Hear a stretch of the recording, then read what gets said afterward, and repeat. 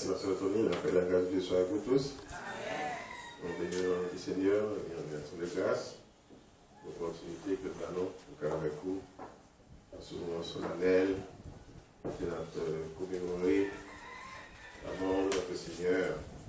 C'est un événement qui est au cœur de l'histoire. C'est lui-même qui est la base de notre salut.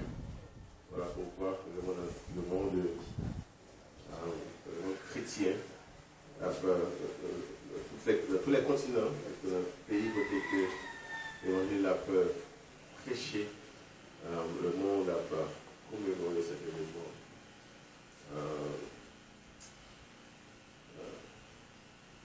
Donc il est important que ici aussi, il ne faut pas échapper à la règle et il fait ce maintenant une semaine d'études sur la retombée de la Pâque chrétienne.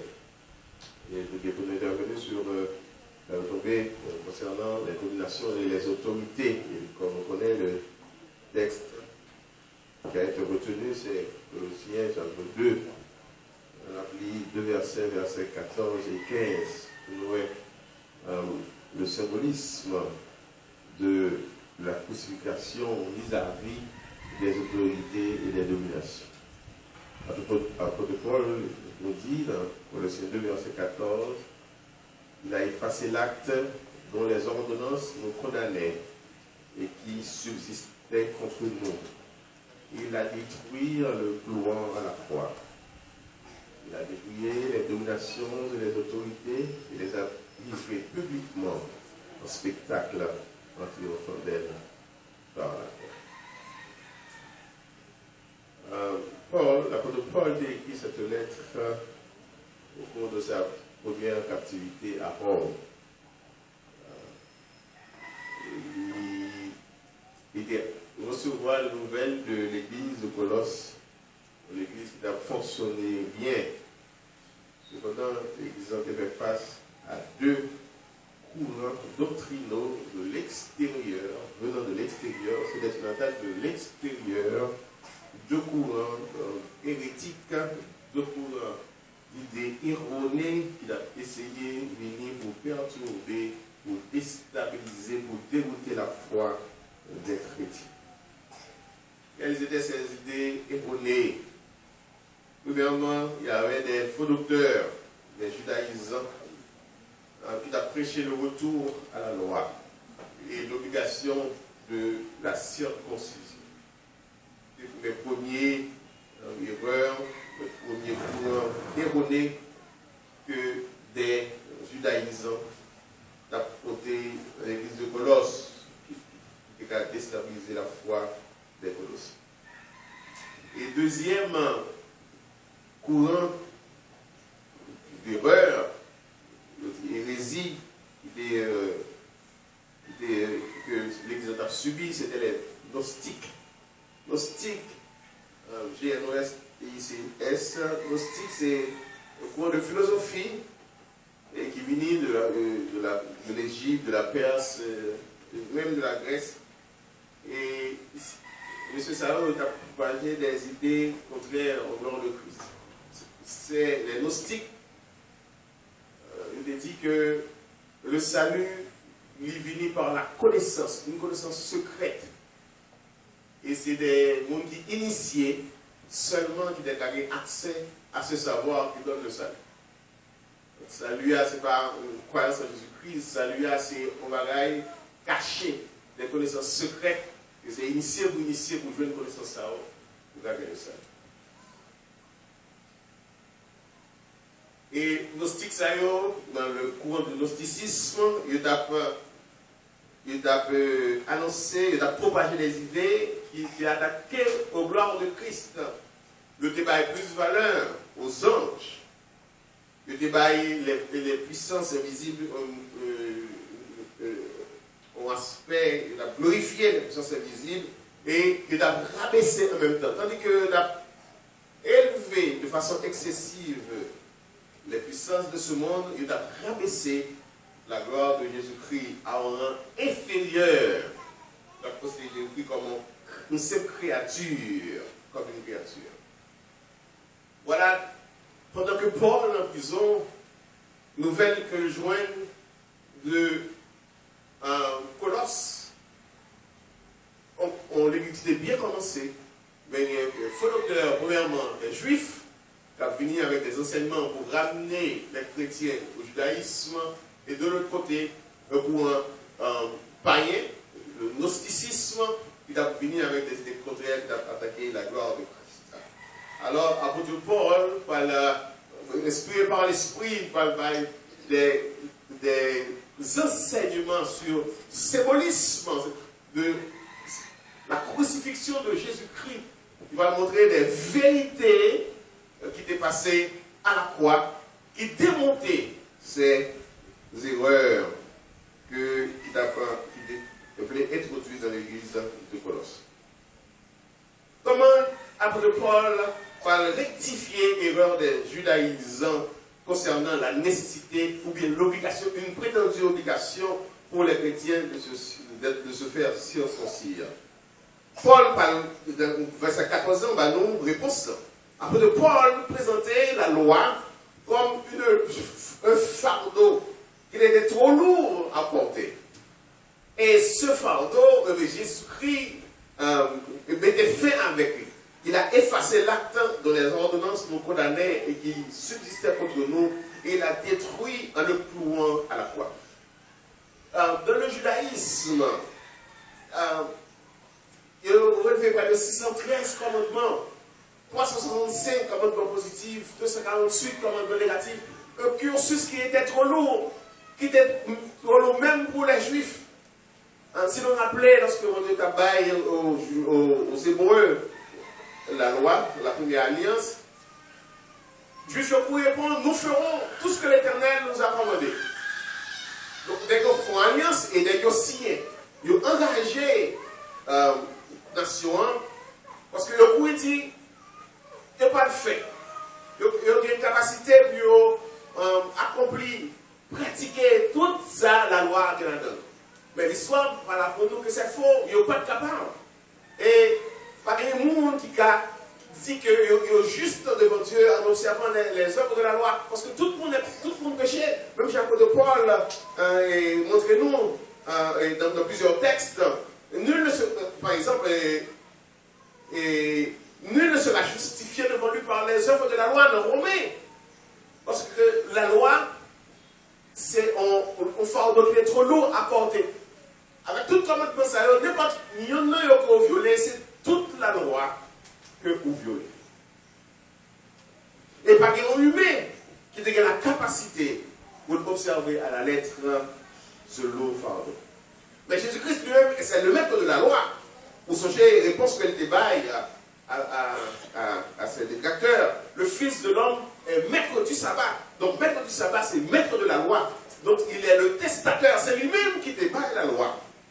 Donc en acceptant la mort sur la croix, Jésus-Christ qui est maître de la loi, c'est pour lui mettre fin au ministère de la loi. Il mettait fin à régime de la loi. Parce que vous connaissez, pas de monde qui est appliquer, qui est pratiquer à 100% la loi, lui-même, il pratiquait. Parce que il a dit, qui de vous me convaincra de péché? C'est lui-même seulement qui a mené une vie conforme à la loi. Lui-même seulement qui va jamais violer la lettre de la loi. Mais il connaît personne d'autre pas qu'à pratiquer la loi de toute sa rigueur. Voilà pourquoi, à la croix, lorsqu'il a accepté la souffrance, lorsqu'il a accepté la crucifixion, c'est ce régime de la loi que mettait fin. Christ est la fin de la loi pour la justification de ceux qui croient, nous explique l'apôtre Paul, et selon Romains 10, verset 4. C'est la fin de ce régime qui était trop difficile à aborder. Il y a une seulement qui n'est qu'à supporter la race humaine, pas qu'à supporter. Les autres, les autres peuples, même si on voulait, pas capable. Ce sont bien ça pour Paul dit, je fais le mal que je ne veux pas, et je ne fais pas le bien que je veux. Donc, chair, à cause de faiblesse de chair vient tourner au piège pour l'être humain. Même si l'esprit est bien disposé pour respecter la parole de Dieu, même si l'esprit est bien disposé pour pratiquer la parole de Dieu, mais chair est capable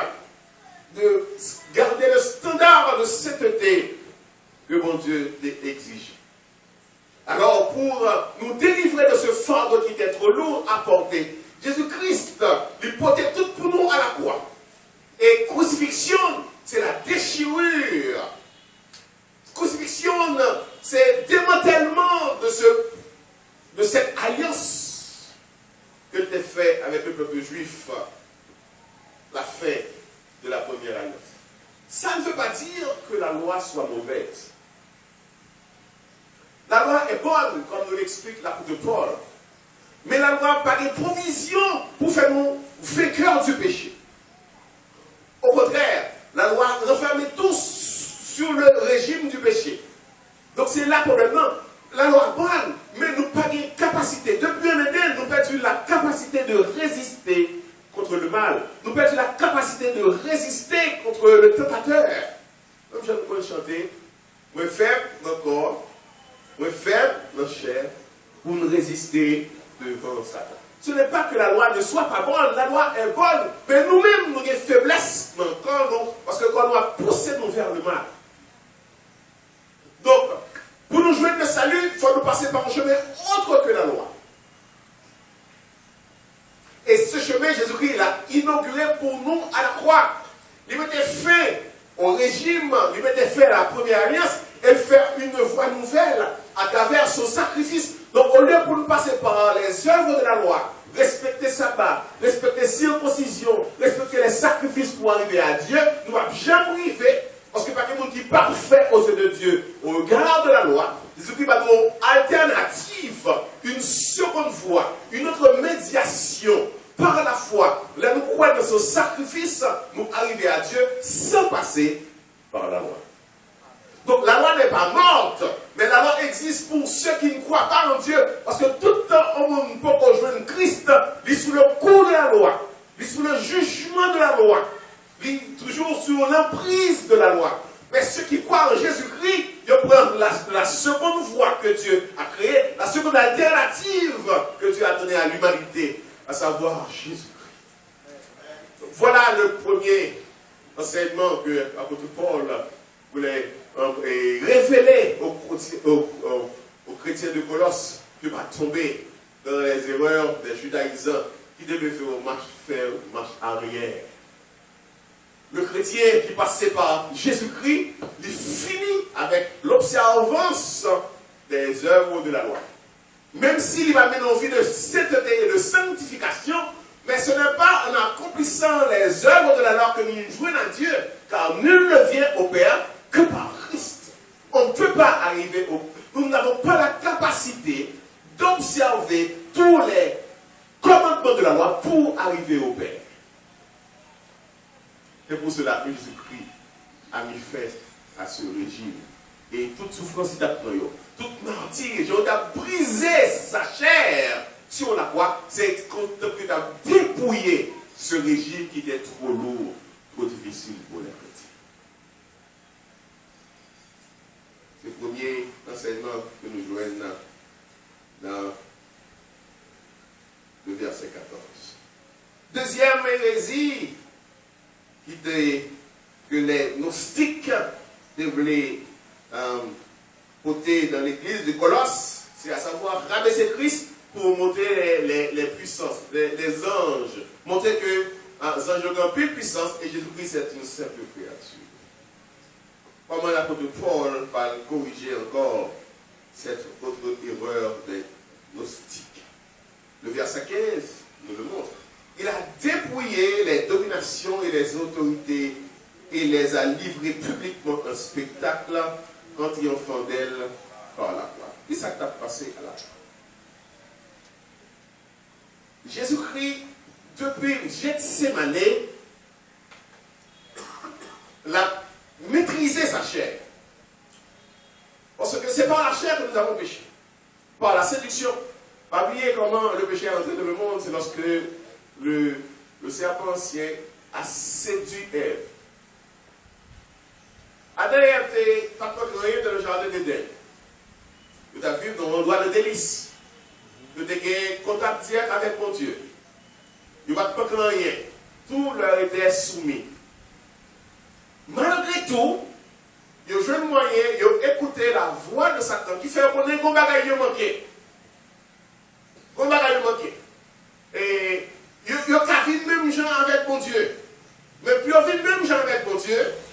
faut désobéir à la parole de Dieu. Il faut violer l'interdit de Dieu. Dieu a-t-il réellement dit pour ne pas manger fruit ça? Oui, si manger la pourri, ou pas mourir vrai, mais bon Dieu connaît, si manger fruit ça, Dieu va pas l'ouvrir. C'est la chair que Satan a poussé. Dieu va pas l'ouvrir et va faire même gens avec mon Dieu. Donc le désir de dominer, le désir de devenir comme Dieu, le désir d'avoir du pouvoir, de la puissance, de s'élever à la hauteur de Dieu, passer par la chair. Et c'est ce désir qui a poussé la femme à désobéir à la parole de Dieu. Elle vit que l'arbre était bon à manger et il prend, il manger. Voilà comment le péché est entré dans le monde. Par la chair. Chair orgueilleux. Il voulait dominer. Il voulait désobéir à la volonté de Dieu. Il voulait contourner la parole de Dieu. C'est d'ailleurs ça, nous qui nous mystique, on a un pouvoir, mais pas en obéissant à la parole de Dieu. En contournant la volonté de Dieu, il veut un pouvoir, il veut une puissance pour faire miracle. En flattant la chair, le désir de la chair. Jésus-Christ, en tant qu'homme, il était même pulsion. L'homme il vient à Gethsémane, il a contemplé que ça peut arriver, le chien n'est pas d'accord. Le chien n'a pas vu souffrance. Le chien a aimé pour le vivre éternellement, pour le goûter aux délices de ce monde, pour le jouir en plus bon moment de ce monde. La chair lui fait des exigences. Son bataille a mené. Satan peut passer par chair là pour le faire. Jésus-Christ fait battre. Voilà pourquoi, depuis Gethsémane, il commençait à craser chair là, comprimer chair là, réduire puissance li, diminuer influence li. Voilà pourquoi il demandait au Dieu, si c'est volontaire pour ça, parce que loin de moi-même, toutefois, pas ce que je veux, pas sa chair à moi-même, mais ce que tu veux, rabaisser sa chair. Parce que c'est lui-même qui problème. C'est lui-même qui trouve vide. C'est par lui-même ça ne peut pas passer pour le faire nous désobéir à la parole de Dieu. Donc c'est une guerre que Jésus-Christ menait contre sa chair. Les chair qui t'a poussé sang, fait vivre des moments terrifiants. Je ne peux pas supporter coup de fouet, je ne peux pas supporter sabbat, je ne peux pas supporter coup de fouet, je ne peux pas supporter coup de lance, je ne peux pas supporter crachat, je ne peux pas supporter coup de poing. Sans que tu aies sorti pour le faire back, pour le réflexe du corps, préserver le corps. Ou c'est même qui domine. Parce que les puissances et les autorités, ils ont besoin de la chair.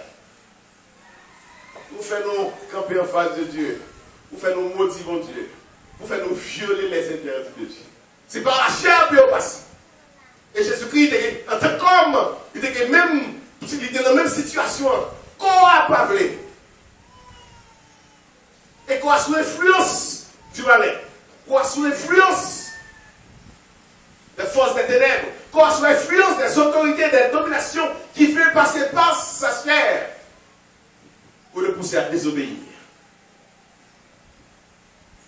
Il était arrivé 10 000 anges pour détruire le monde, pour qu'on n'ait pas de souffrance. Mais il connaît en tant que fils de Dieu.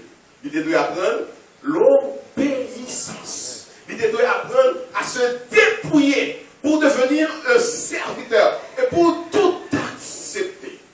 Pour que la volonté de Dieu se fasse. Parce que volonté, mon Dieu, c'est pour être passé par ce chemin.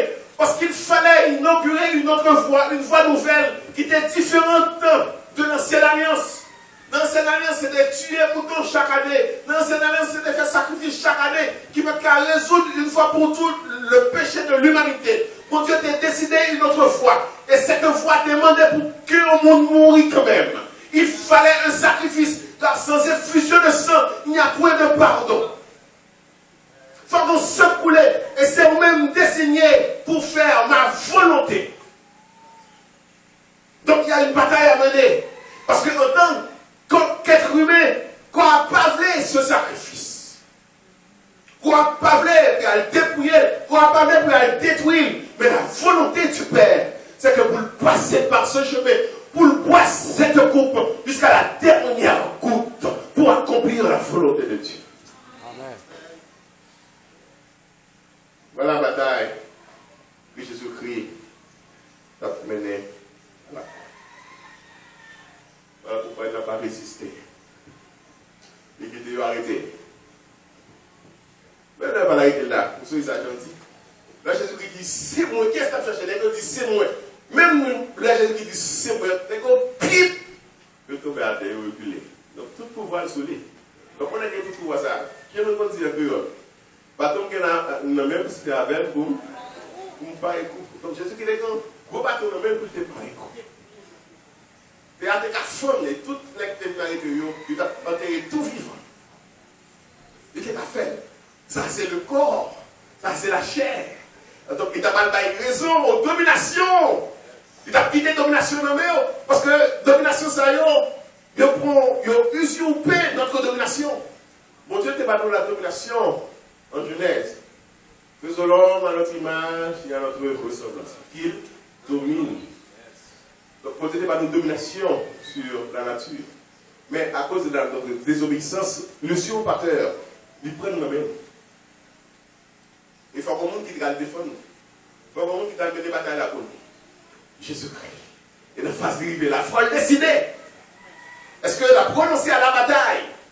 Est-ce que la pité, pouvoir ça, domination ça, demande les esprits méchants qui trompent nous en Éden? Une bataille extraordinaire. Il a tout accepté. Et la loin, c'est cher là. Donc le pouvoir de nuisos, le canal par lequel les esprits, les méchants, les dominations a fait nous pécher, c'est lui-même qui a détruit, a dépouillé cette capacité des forces des ténèbres de nous pousser à la désobéissance. Parce que par son obéissance, il a détruit corps. Comme ça, c'est par lui-même que le péché prend naissance. La désobéissance, la convoitise, les excès. C'est par la chair. Les adultères, c'est par la chair. Les convoitises, c'est par la chair. Les jalousies, c'est par la chair. L'animosité, c'est par la chair. Les querelles, c'est par la chair. C'est par là qu'il est passé. Donc, il est en détruit. En détruisant ce corps, il a dépouillé les autorités, les dominations, parce que c'est par là, c'est par ce tuyau qu'il peut passer. De venir faire l'humanité pécher contre Dieu. En acceptant, avec obéissance, d'être détruit. Jésus-Christ prend Satan dans le jeu. A dit, celui qui perd, c'est celui qui gagne. Parce que les souverains sacrificateurs, ils ont réussi que mettre au parce qu'en plusieurs circonstances, occasions, ils avaient essayé de mettre sur Jésus-Christ. Et Jésus-Christ passait le mi-temps. Pour qui ça? Il va peur de peur à la mort. Les apôtres. Donc, il était plusieurs fois échappé. Donc, il a côté d'elle déjà. Donc, le gars, il a réussi à mettre sur lui. Il a réussi à arrêter elle. Et il a réussi à faire un procès unique. Il a jugé la nuit. Il a payé l'avocat. Il a frappé les gars pendant que même le marais. Il a fait violent pile. Principe de justice. Le juge accuse, le juge ne peut pas accuser. Ce sont les accusateurs qui doivent le faire. Le juge doit faire l'équilibre. Mais nous trouvons un juge qui accuse. Parce qu'il a réussi à mettre sous tour. Donc là, il va faire là devant Pilate. Pilate reconnaît qu'il est juste, qu'il ne mérite pas la mort. Il faut bagarrer dans la politique. Si vous acceptez que loi, vous n'êtes plus l'ami de César. Et là, c'est à Pilate que j'ai pris un jeu. Il a livré les bureaux. Et les gens, je prends tout vraiment à monter la croix. Les gens ont cloué. Pour eux, ils avaient gagné la bataille. Et vous ne connaissez pas, c'est un mystère de Dieu qui a accompli sur la croix. C'est l'idée de ça même. Parce que quand ça n'a pas de problème depuis en Éden, parce qu'ils sont deux Adam. Le premier Adam, comme on était pas lié, il livrait le basadi. Il désobéit, mon Dieu, donc, quand ça vient sujet à la maladie, sujet à la souffrance, sujet au péché. Il vient transmettre tout le péché par hérédité. Mais Jésus-Christ était le deuxième Adam. Donc, il ne va pas livrer comme ça. Comme ça, son corps, il doit mettre à l'obéissance pour vaincre se soumettre à Dieu en toutes circonstances jusqu'à la mort. Amen. Et voilà pourquoi la bataille des rudes. Donc, alors que les chefs religieux ont jubilé, ils ont réussi pour être roi. Pour ne pas mourir, puis pour critiquer. Si tu es le Fils de Dieu, descends de la croix et nous croyons. Généralement, lorsque tout le monde condamné à mort, ils ont traité là avec respect. Ils ont accordé ce qu'on appelle la dernière volonté. Qui sont oubliés. Qui dernier parole d'avait dit. Est-ce que c'est bon d'avait dit? Est-ce que le film d'avait filmé? Ils ont accordé aux condamnés leur dernière volonté. Les Juifs, les souverains sacrificateurs, même sur la croix, ils ne vont pas respecter ce principe. C'est stigmatisé, ils ont stigmatisé Jésus. Ils ont moqué quelqu'un qui allait mourir. Ils n'ont pas accordé la permission de dire sa dernière volonté. Le de Roméo, j'ai soif. Il était soif dans les deux sens. Parce qu'il a arrêté depuis la veille, il s'est habillé, il a marché de tribunal en tribunal. Non, dans le lendemain, au Calais, au Pacli, la coton quoi, il soif, il faisait un puits de l'eau. Mais il avait aussi soif parce qu'il était fait que bagaille ça finit. J'ai soif. C'est la dernière volonté. C'était pour il prendre l'échelle, prendre de l'eau, à balle pour le boire. Au lieu de lui donner de l'eau, on lui a donné du vinaigre. Mais les deux fiels, comment ça l'a fait s'il était bon? Il a sous. J'ai écrit des sous qui s'est passé. Sacrifice en fait agréé devant Dieu. Parce que Jésus-Christ était le souverain sacrificateur de la croix. Il ne peut pas entrer devant la majesté divine. Il ne peut pas entrer dans le lieu très saint que les hommes font. Il ne peut pas entrer dans le ciel véritable, en présence de Dieu. Il ne peut pas entrer en tant que sacrificateur avec ta fière tête libre, pour la délirium, pour la délirer devant le Dieu très saint, pour Dieu t'a projeté son sacrifice. Alors, il a étouffé sa chair. Les lois, c'est vinaigre, c'est pas il fait sous. Il fit et dit, m'parler, car je dois accomplir jusqu'à la dernière goutte la volonté de mon Dieu. Dépoucher, écraser toujours pour accomplir la volonté de Dieu. Voilà comment il a dépouillé Satan. Voilà comment il a dépouillé les esprits, les dominations de leur pouvoir, en laissant les humains détruire sa chair. On a compris, c'est la volonté de Dieu. Il a joué son rôle de souverain sacrificateur. Il est arrivé dans le ciel, il a le présenté devant le Père. Le sang pur et sans tache. Et ce sang, Dieu l'a accepté. Ce sang a lavé une fois pour toutes les péchés de l'humanité. Et puisqu'il était pur et sans tache, lorsque l'entrée dans la tombe, ce vendredi, donc Satan pensait que c'était une mort quelconque. Il était mort pour la chair, mais en tant que fils de Dieu, il n'était pas mort. Donc c'était un esprit tout-puissant qui n'a pas été rejeté à la croix. C'était son héros dans la croix. L'homme va mourir avec les choses comme ça. Il était qu'à maudire, oui. Il était qu'à malédiction. Au début de la malédiction, c'est bénir la bénir. Donc, il a fait la volonté de Dieu. Donc, regardez le mauvais larron. Le mauvais larron, c'est maudit la maudit, c'est manquer la manquer. Jésus-Christ a répondu, tellement telle la réponse, c'est pas comme ça nous dit. S'il n'est pas ça, il a péché. Donc, ça, il n'y a pas de bon. Donc, il faut le quitter au dépouiller, il faut le quitter pour souffler. Ce coup psychologique de brigand qui a manqué un être pur, il acceptait tout. Donc, il est entré de la tombe, un être pur, un esprit pur qui n'a pas été rejeté par Dieu. Voilà pourquoi il doit dépouiller la mort et le séjour des morts de leur pouvoir. Donc, le plus grand ennemi, c'était la mort. Et pas des gens qui peuvent échapper avec elle. Mais Jésus-Christ, étant donné que son sacrifice a été pur, comme un agneau pur et sans tache, il est entré dans la tombe avec tout son pouvoir. Voilà pourquoi, 3 jours après, il prend les clés de la mort de la main de Satan et dit maintenant, je tiens les clés de la mort et du séjour des morts. Mais pour gagner cette bataille, il fallait qu'il souffrit. Il fallait qu'il soit dépouillé. Il fallait détruire cette chair qui ne veut pas se courber à la volonté de Dieu. Et en acceptant ce sacrifice, en acceptant d'être dépouillé, il a remporté la victoire. Pour nous délivrer et pour nous montrer aussi la voie à suivre. Mes chers amis, suivre Dieu, c'est se débrouiller. Suivre Dieu, c'est renoncer à soi-même. C'est renoncer au plaisir de ce monde. C'est crucifier la chair. Apôtre Paul dit, ceux qui sont à Dieu ont crucifié la chair et ses passions. Comme Christ, si nous voulons vivre une vie de sainteté, si nous voulons plaire à Dieu, nous qui sommes ses serviteurs, nous ne pouvons plus vivre pour nous-mêmes. Nous ne pouvons plus vivre pour quitter ces passions d'apméner. Passion de la musique, passion de l'argent, passion des plaisirs, passion de la luxure, passion du pouvoir. Toute passion, ça y est, nous crucifier. Parce que nous sommes à Christ. Christ nous a montré la voie de l'humilité, de l'obéissance, de la maîtrise de soi, du renoncement à soi. Mais nous faisons ça même à Christ.